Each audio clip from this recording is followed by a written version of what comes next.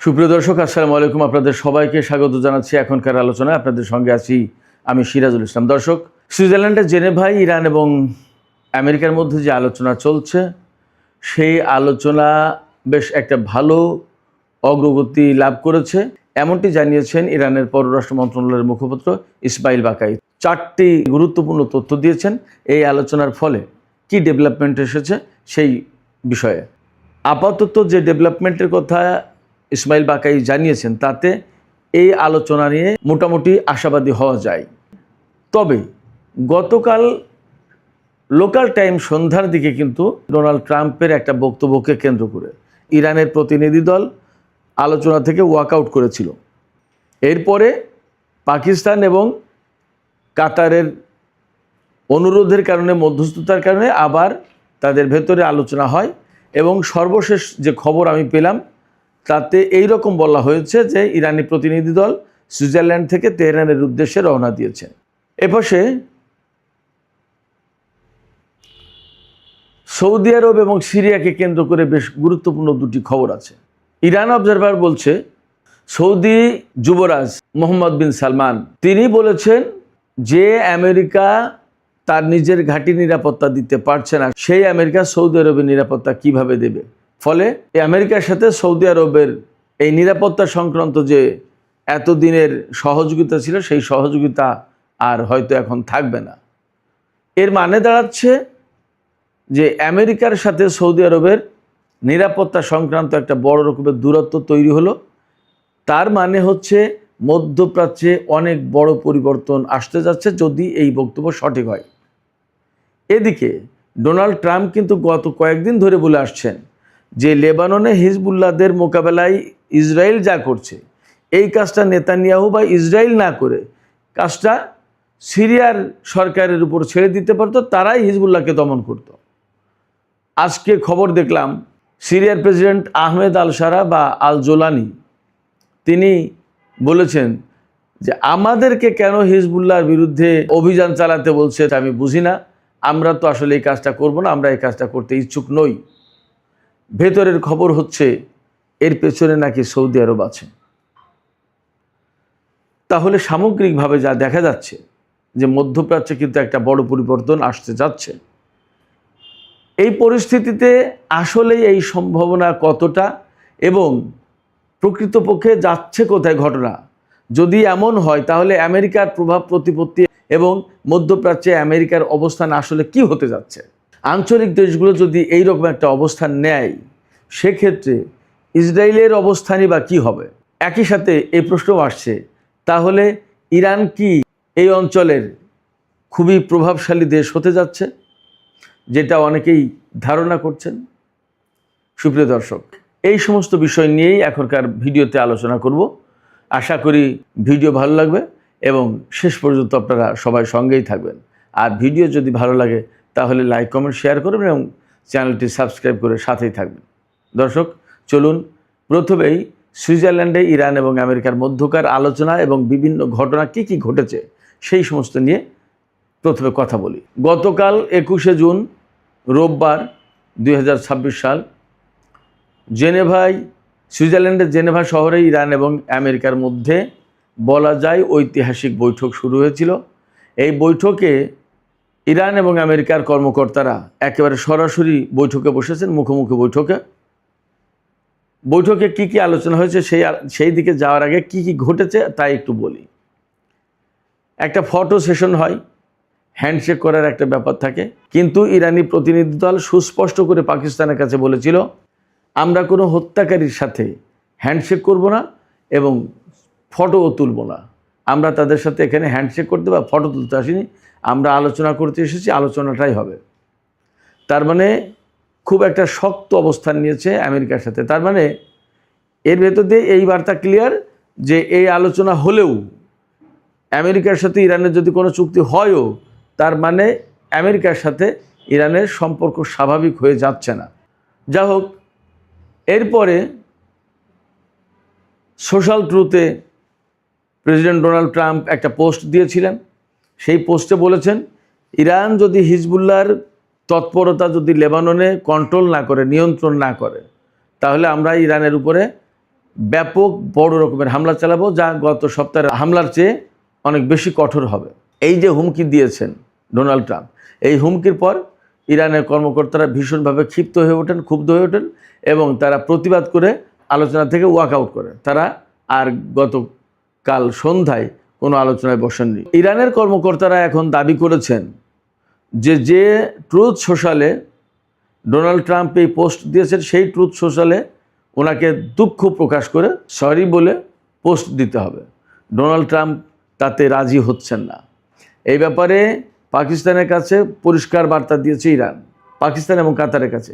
পাকিস্তান এবং কাতার আমেরিকার কাছে এই মেসেজ পৌঁছে দিয়েছে। দেওয়ার পরে ডোনাল্ড ট্রাম্প তাতে রাজি হচ্ছেন না বলে শেষ খবর। আমি এই ভিডিও যখন শেষ করে ফেলবো তারপরে কি হয় সেটা আমি এখনই বলতে পারছি না। তার মানে ইরান সুইজারল্যান্ডের আলোচনাতে গিয়েও বেশ কঠোর অবস্থানে আছে, তারা শক্ত অবস্থানে আছে। মেসেজ কিন্তু ক্লিয়ার মেসেজ দিচ্ছে আমেরিকাকে। যা হোক, এর আগে পরে যে সমস্ত আলাপ আলোচনা হয়েছে ইরানের সাথে আমেরিকার, তাতে ইরানের পররাষ্ট্র মন্ত্রণালয়ের মুখপাত্র ইসমাইল বাকাই তিনি যে তথ্য দিয়েছেন তাতে 4টা ইনফরমেশন খুব গুরুত্বপূর্ণ। তিনি বলেছেন যে 4টা বিষয়ে অগ্রগতি হয়েছে এবং ইরানের পররাষ্ট্রমন্ত্রী সাইদ আব্বাস আরাকচি থেকে শুরু করে অনেকেই বলছেন যে আমেরিকার সাথে যে আলোচনা হয়েছে সেটা একটা ভালো অগ্রগতি। আলোচনা যদি এইভাবে এগিয়ে যায় তাহলে হয়তো একটা ভালো রেজাল্ট আসতে পারে। কি কি অগ্রগতি হয়েছে সে ব্যাপারে ইসমাইল বাকাই যা বলেছেন তা হচ্ছে, লেবাননের যুদ্ধক্ষেত্র শান্তিপূর্ণ স্থিতিশীল করার জন্য কনফ্লিক্ট কন্ট্রোল ইউনিট গঠন করা হয়েছে। অর্থাৎ ইরান, আমেরিকা বা এর সাথে কাতার, পাকিস্তান সবাই মিলে হয়তো এমন একটা ইউনিট গঠন করেছে যারা লেবাননের যুদ্ধবিরতি, লেবাননের স্থিতিশীলতা এই ব্যাপারে কাজ করবে। এরই মধ্যে গতকাল কিন্তু সুইজারল্যান্ডে মার্কিন কর্মকর্তা যারা ছিলেন তাদের সাথে টেলিফোনে কথা বলেছেন লেবাননের প্রেসিডেন্ট জোসেফ আউন। তিনি লেবাননে যাতে স্থিতিশীলতা ফিরে আসে সেই ব্যাপারে তিনি অনুরোধ করেছেন। যা হোক, ইসমাইল বাকাই বলেছেন যে লেবাননে স্থিতিশীল অবস্থা ফিরিয়ে আনার জন্য একটা কনফ্লিক্ট কন্ট্রোল ইউনিট গঠন করা হয়েছে। এরপরে হরমুজে কোনো সমস্যা সৃষ্টি হলে যাতে তাৎক্ষণিকভাবে যোগাযোগ করা যায় সেই জন্য একটা হটলাইন চালু করা হচ্ছে। 3 নম্বরে খুব গুরুত্বপূর্ণ একটা ব্যাপার, যে সমঝোতা সই হয়েছে ইরান এবং আমেরিকার মধ্যে 14 দফা সমঝোতা। এই সমঝোতা 13 নম্বর বাস্তবায়নের শর্ত হিসেবে বলা হয়েছে এই 13 নম্বর বাস্তবায়ন সাপেক্ষে পরমাণু কর্মসূচি নিয়ে আলোচনার জন্য একটা ওয়ার্কিং কমিটি গঠন করা হয়েছে। তারা পরমাণু বিষয়ে আলোচনা করবে, তার আগে 13 নম্বর বাস্তবায়ন করা হবে। 13 নম্বর কি বলা হয়েছে? 13 নম্বরে বলা হয়েছে যে 1, 4, 5, 10 এবং 11 এই শর্তগুলো পূরণ করে এই 13 নম্বর বাস্তবায়ন করতে হবে। 13 নম্বরে কি বলা হয়েছে? 13 নম্বর হচ্ছে ওই যে বললাম 1, 4, 5, 10, 11 এই দফাগুলো বাস্তবায়ন করতে হবে। করার পরে এই সমঝোতাগুলো বাস্তবায়ন করার পর এইবার পরমাণু আলোচনা হবে, সেই জন্য ওয়ার্কিং কমিটি গঠন করা হয়েছে। আর পরমাণু আলোচনা যখন হবে, চুক্তি যখন চূড়ান্ত হবে, সেই চুক্তি কিন্তু জাতিসংঘ নিরাপত্তা পরিষদে অনুমোদন করতে হবে।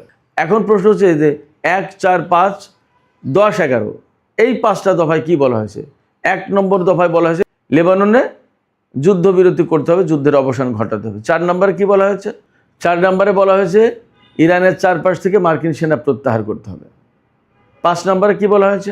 5 নম্বরে বলা হয়েছে ইরানি ব্যবস্থাপনায় 30 দিনের মধ্যে হরমুজ প্রণালী খুলে দিতে হবে, ইরানি ব্যবস্থাপনায়। 10 নম্বরে বলা হয়েছে আলোচনা চলার সময় আমেরিকা মধ্যপ্রাচ্য অঞ্চলে নতুন করে কোনো সেনা মোতায়েন করতে পারবে না এবং ইরানের উপর নতুন করে কোনো নিষেধাজ্ঞা আরোপ করতে পারবে না।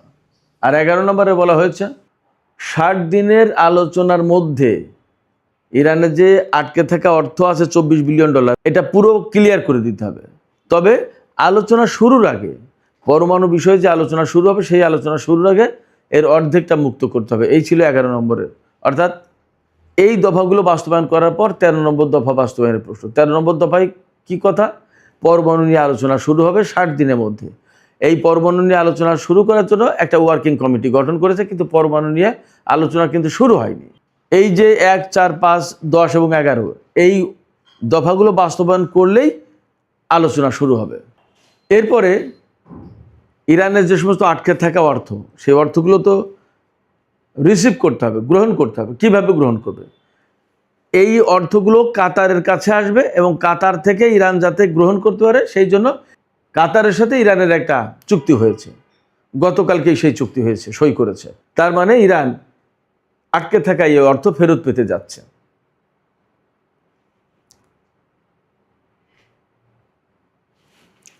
এছাড়া এই যে পরমাণু বিষয়ে যে আলোচনা চলবে 60 দিন, এই যে শুরু থেকে 60 দিন পর্যন্ত, সমঝোতা যেদিন সই হয়েছে সেদিন থেকে 60 দিন পর্যন্ত, এই সময়ে ইরান কোনো রকমের নিষেধাজ্ঞা ছাড়া বিনা বাধায় তেল, গ্যাস এবং তেলজাত পণ্য, অর্থাৎ যে জিনিসগুলো নিষেধাজ্ঞার আওতায় ছিল মার্কিন এবং জাতিসংঘের, সেইগুলো বিনা বাধায় বিক্রি করতে পারবে 60 দিন পর্যন্ত।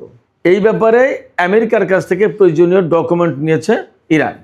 তার মানে বেশ একটা ভালো অগ্রগতি। ইরান বলেছে কাতার এবং পাকিস্তানের প্রচেষ্টায় লেবাননের যুদ্ধবিরতির ব্যাপারে আসলে বেশ একটা ভালো অগ্রগতি হয়েছে। দেখা যাক পরিস্থিতি কোথায় যায়। এদিকে আমেরিকার উপরে ইরান কিন্তু প্রচণ্ড চাপ সৃষ্টি করেছে। লেবানন থেকে সেনা প্রত্যাহারের ব্যাপারে ইরান আমেরিকার উপর যে চাপ সৃষ্টি করেছে ইসরায়েলি সেনা প্রত্যাহারের ব্যাপারে, সেই চাপের কারণে ডোনাল্ড ট্রাম্প নেতানিয়াহুকে ফোন করেছে এবং চাপ দিয়েছে। দেওয়ার পরে নেতানিয়াহু পার্শিয়ালি অর্থাৎ আংশিক সেনা প্রত্যাহারে রাজি হয়েছে দক্ষিণ লেবানন থেকে। তবে বাস্তবতা হচ্ছে দক্ষিণ লেবাননে একটা সেনা থাকতেও সম্ভবত ইরান আমেরিকার সাথে আলোচনায় বসবে না, কারণ যুদ্ধবিরতি কমপ্লিটলি কার্যকর হবে। আর যুদ্ধবিরতি কার্যকর হওয়া মানে লেবাননের ভূমি থেকে ইসরায়েলের সেনা সব প্রত্যাহার করতেই হবে, না করলে হবে না। এই ছিল ইরান এবং আমেরিকার মধ্যে সুইজারল্যান্ডের জেনেভা শহরে যে আলোচনা হয়েছে, সেই আলোচনা সম্পর্কিত মোটামুটি গুরুত্বপূর্ণ তথ্য আমি আপনাদের সামনে তুলে ধরলাম। এখন সৌদি আরব এবং সিরিয়ার প্রেসিডেন্ট, সৌদি আরবের যুবরাজ মোহাম্মদ বিন সালমান এবং সিরিয়ার প্রেসিডেন্ট আহমেদ আল সারা ওরফে জোলানি, তাদের বক্তব্য নিয়ে কিছু কথা আছে, সেইগুলো বলি, একটু বিশ্লেষণ করি, তারপরে এই আলোচনা শেষ করব।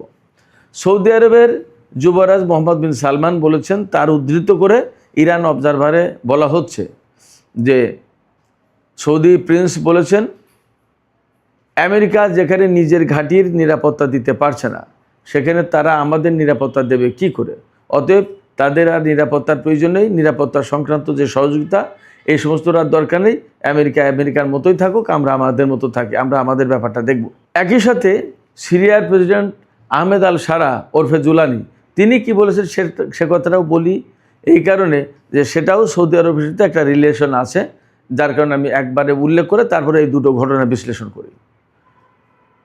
মার্কিন প্রেসিডেন্ট ডোনাল্ড ট্রাম্প বারবারই বলছেন সোশ্যাল ট্রুথে বা বিভিন্ন জায়গায় বক্তৃতায় যে লেবাননে যে হিজবুল্লাহ আছে তাদেরকে তো কন্ট্রোল করার জন্য, তাদেরকে ধ্বংস করার জন্য সিরিয়ার প্রেসিডেন্টকে দায়িত্ব দিলেই হয়, সেই এই কাজটা করে দিতে পারতো ভালো। কেন এই কথা বলছেন? যাতে ইসরায়েল না করে, ইসরায়েলের সাথে তো যুদ্ধবিরতিটা তাহলে হয়ে যায়, সিরিয়া দেখুক ব্যাপারটা। কিন্তু ফ্যাক্ট হচ্ছে কি, লেবানন থেকে ইসরায়েলকে সরিয়ে নিয়ে যে যদি সেখানে সিরিয়াকে দেওয়া হয় তো ইরান কি সেটা মানবে? প্রথম কথা। দ্বিতীয় কথা, কেন সিরিয়ার প্রেসিডেন্টকে সেখানে লাগিয়ে দিতে চাইছে? এই কারণে ইসরায়েলকে সরিয়ে নিল কিন্তু হিজবুল্লাহকে ধ্বংস করার জন্য আরেকটা বাহিনীকে লাগিয়ে দেওয়া হলো এবং সেটা মুসলিম বিশ্বে, তার মানে সংকটটা আরও বেশি মারাত্মক অবস্থা ধারণ করলো। এই জায়গায় সিরিয়ার প্রেসিডেন্ট আহমেদ আল সারা তিনি কিন্তু বলেছে যে না, আমি এই সমস্ত কাজের ভেতরে না, আমার কাজ এটা না, আমি পুরনো অবস্থায় ফিরে যেতে চাই না। একসময় সিরিয়া লেবাননকে কন্ট্রোল করতো, আমরা তা করতে চাই না, এবং হিজবুল্লাহর সাথে আমাদের কোনো দ্বন্দ্ব সংঘাতে যাওয়ার কোনো প্রয়োজন নেই। এই কথা কেন বলছেন? এই কথা বলছেন এর পেছনের যে ব্যক্তি তিনি হচ্ছেন সৌদি যুবরাজ মোহাম্মদ বিন সালমান। বিভিন্ন সূত্রে খবর আসছে, তিনি সিরিয়ার প্রেসিডেন্টকে বলেছেন যে এই কাজে যাওয়া যাবে না, এটা আপনার কাজ না।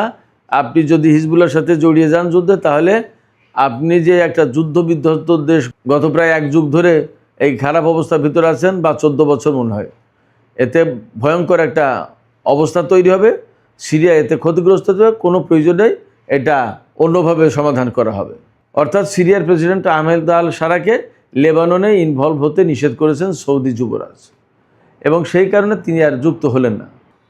সৌদি যুবরাজ যদি পেছন থেকে এই কথা বলে থাকেন, তার মানে দাঁড়াচ্ছে যে আঞ্চলিক একটা ভিন্ন পরিবেশ, ভিন্ন ভূ রাজনীতি এবং নতুন একটা অবস্থা তৈরি হচ্ছে, যেখানে আমেরিকার অবস্থান খুবই দুর্বল হবে, হয়তোবা গ্রহণযোগ্য হবে না, অনেকে গ্রহণই করবে না।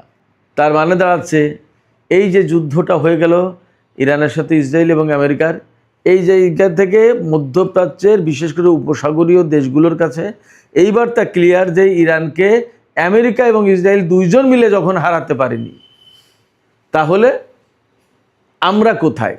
অতএব ইরানের সাথে মিলেমিশে এই অঞ্চলে থাকতে হবে। This is the reality. এবং ইরান, রাশিয়া এবং চীনের নেতৃত্বে নতুন বলয় গড়ে উঠছে এবং এই বলয় বিশ্ব কন্ট্রোল করবে, এটাও বাস্তব। অতএব এই বাস্তবতা বুঝে সৌদি যুবরাজ এখন নতুন পরিবেশে খাপ খাওয়ানোর চেষ্টা করছে। সম্ভবত আমরা অল্প সময়ের ভেতরে ইরানের সাথে আরব এবং উপসাগরীয় আরব দেশগুলোর একটা নতুন মাত্রার সম্পর্ক দেখব, এমনটা আশা করার যথেষ্ট কারণ আছে। সুপ্রিয় দর্শক, এখনকার আলোচনা এখানে শেষ করতে চাইছি। যাবার আগে আপনাদের কাছে প্রশ্ন করি, আপনাদের মতামত কি? আমার কাছে তো মনে হয় যা সিচুয়েশন, যা পরিস্থিতি, যে খবরগুলো বললাম, ব্যাপারগুলো যদি এইরকম হয়, তাহলে সত্যি সত্যি মধ্যপ্রাচ্যে নতুন একটা পরিবেশ তৈরি হতে যাচ্ছে। বিরাট পরিবর্তনের ভেতর দিয়ে নতুন মধ্যপ্রাচ্য গড়ে উঠবে আমার কাছে মনে হচ্ছে, এবং সেখানে ডেফিনেটলি ইরান একটা গুরুত্বপূর্ণ শক্তি হবে, যার সাথে সবাই সহযোগিতামূলক সম্পর্ক গড়ে তোলার চেষ্টা করবে। আপনাদের কি মনে হয়? আপনাদের মতামত কমেন্টে জানাতে পারেন। আর ভিডিও ভালো